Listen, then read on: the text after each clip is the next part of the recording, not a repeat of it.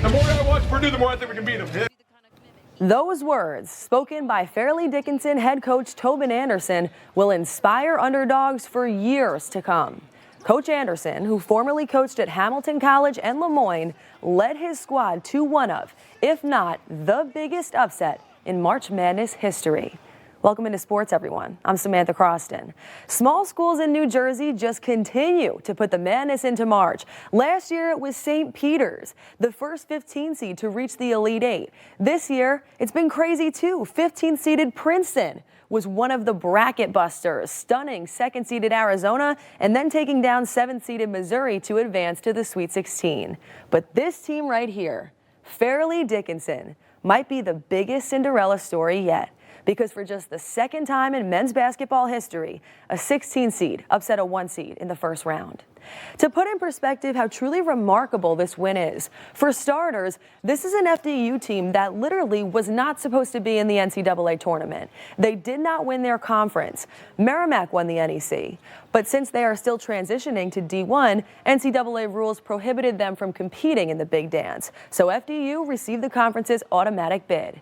And how about the comparison between these two teams? Since the men's tournament expanded to 64 teams, there have been 152 games between 16 seeds and 1 seeds. The 16 seeds have won just twice, or 1.3%.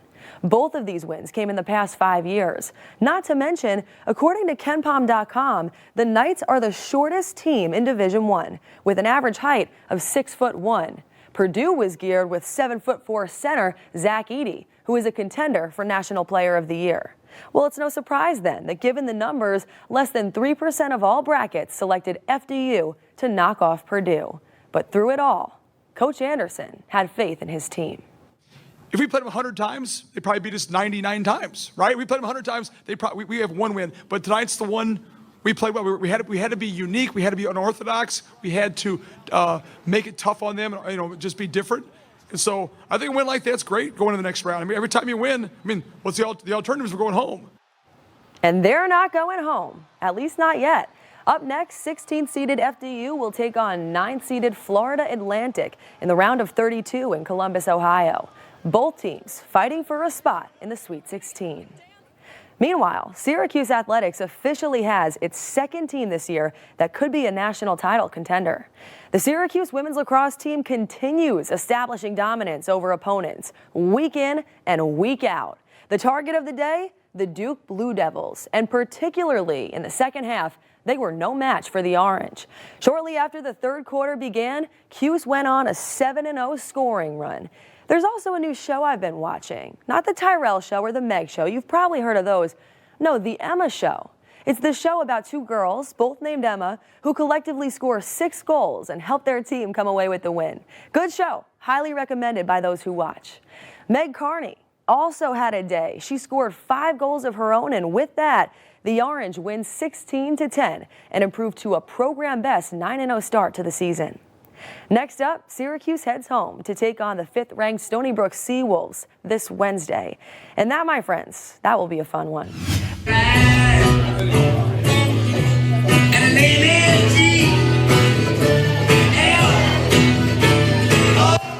Your eyes or your ears are not deceiving you. That right there is late night host Jimmy Fallon performing not on The Tonight Show, but right here in Fairport last night. The band 1916 says they heard he might be in town, so they bought extra equipment, and it looks like that paid off. For consumers, the price of eggs has skyrocketed to record high level prices over the past year. In fact, eggs have gotten so expensive that even Dollar Tree will no longer sell the item on their shelves. According to data from the Bureau of Labor Statistics, in February, the average price for a dozen grade A large eggs was $4.21, a decrease from $4.82 back in January, but still record high prices.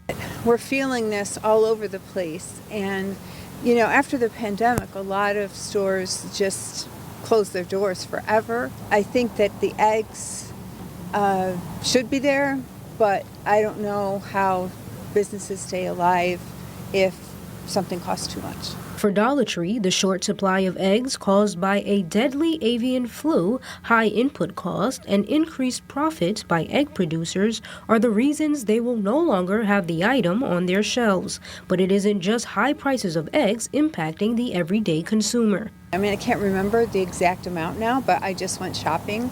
And what I used to be able to spend like maybe $100, I was $220 today. For one local business owner in Syracuse, he says the increased price of eggs has impacted his everyday meals. I found myself at a food bank. It's not embarrassing no more. I had to do it. My family had to do it to eat.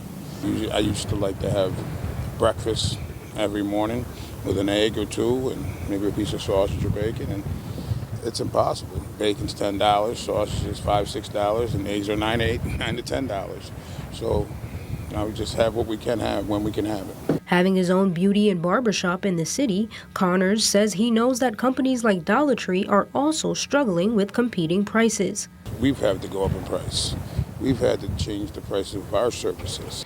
Now, according to a message from the spokesperson at Dollar Tree, the company does plan to resume their sale of eggs once prices return to normal.